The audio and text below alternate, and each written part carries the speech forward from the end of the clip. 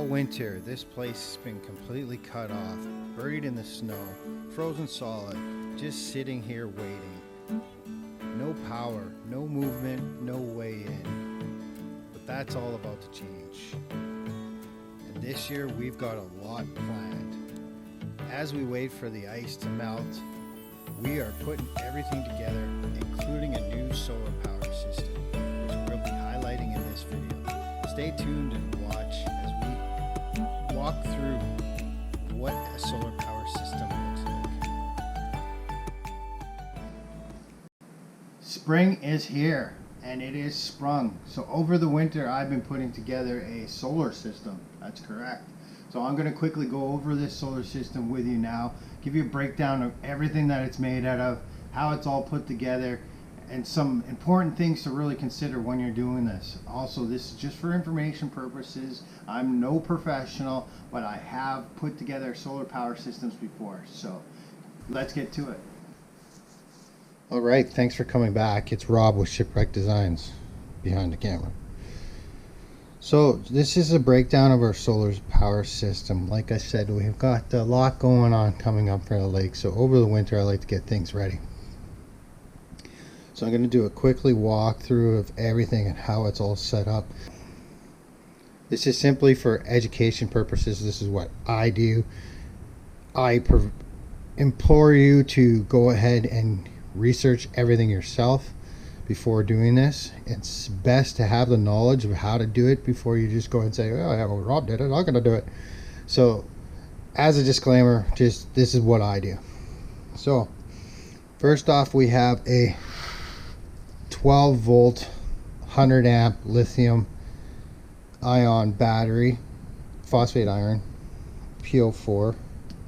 So this comes from Watt Cycle. These are cheap. Yeah, it's a PO4. These are very cheap. You cannot keep them from getting cold. You must keep them from getting cold.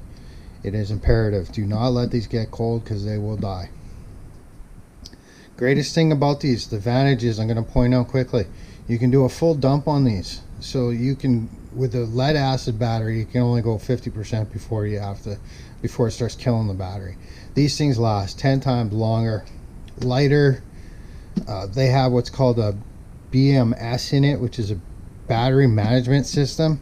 It's a chip, like a motherboard, that basically prevents it from overheating, prevents it from everything. It just protects the cells from getting damaged. Yeah, these are fantastic. I'd like to point out, you have to be very careful with these.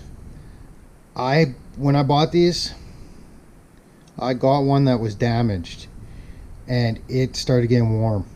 That's a bad sign that it could go thermal. So from what I understand is, if by chance the positive side hits the negative side, that's gonna boom, it's gonna cause an explosion.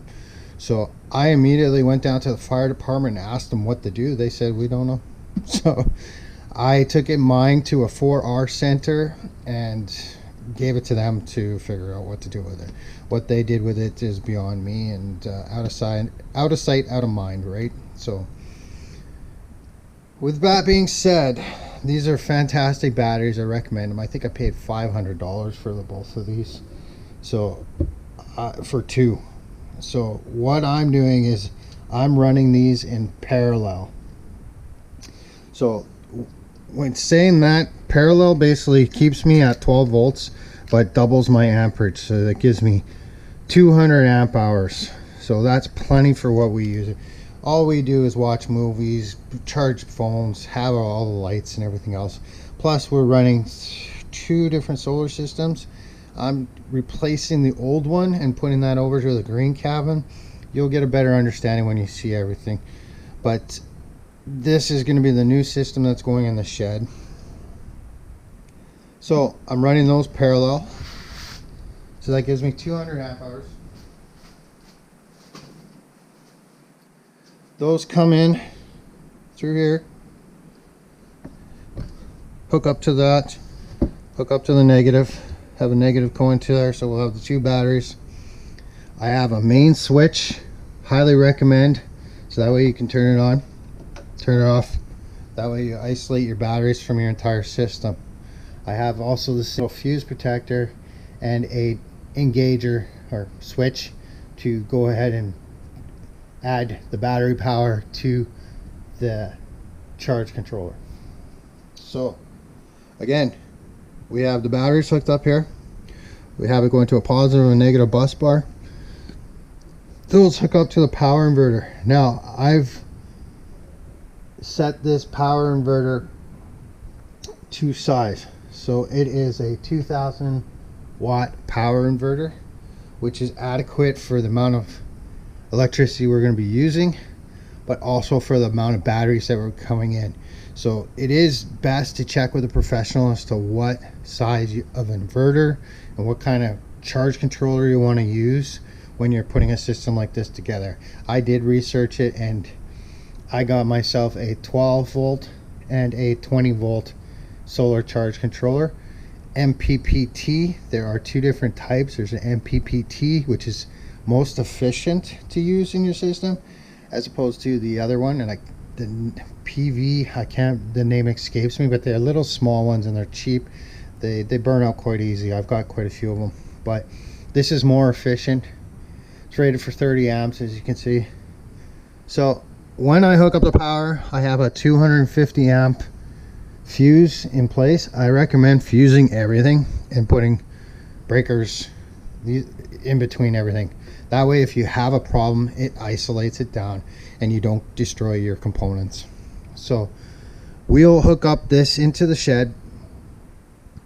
We'll plug in an extension cord, basically run it to the cabin, and that's going to run all our electricity off. Well, we're going to wire it to the cabin and that'll run all our electricity needs. Coming in here too, like I said, we'll have this switch hooked up. Just got to splice these lines. Then I have the solar panels. I have two 195 watt that are from China, which is where most of them come from, but they're usually 100, 200 for whatever reason. These ones are 195, but they're cheap and they're good. They work great. I have